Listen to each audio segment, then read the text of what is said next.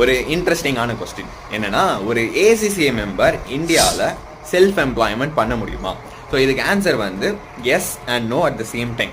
So எதுக்கு வந்து no அப்படின்னா, இந்தியாவில் சில ஒர்க் வந்து சிஏக்காக ரிசர்வ் பண்ணி வச்சிருக்காங்க. அதாவது இந்தியாவில் சிஏ, அதுவும் ப்ராக்டிஸ் பண்ணுற சிஏ அப்படின்னா இந்தியாவில் சர்டிஃபிகேட் ஆஃப் ப்ராக்டிஸ் அப்படின்னு வச்சிருப்பாங்க. ஓகே, அந்த சிஏஸ் மட்டும் தான் இந்த மாதிரி ஒர்க்லாம் பண்ண முடியும். என்ன ஒர்க்னா, ஒரு பேலன்ஸ் ஷீட்டை சைன் பண்ணுறது, ஒரு டேக்ஸ் ஆடிட் ரிப்போர்ட் சைன் பண்ணுறது, அதுக்கடுத்தது சிஏ சைன் தேவைப்படுற இடம், இல்லை சிஏ அட்டஸ்டேஷன் தேவைப்படுறோம், அந்த மாதிரி ஒர்க்லாம் ஒன்லி இந்தியாவில் சிஓபி வச்சிருக்க சிஏ மட்டும் தான் பண்ண முடியும், ஏசிசிஏவால் பண்ண முடியாது.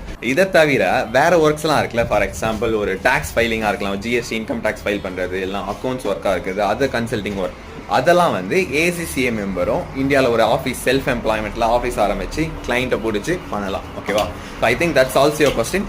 இதே மாதிரி வேறு ஏதாச்சும் இன்ட்ரெஸ்டிங்கான கொஸ்டின் எதாவது கேளுங்க, I will try answer those.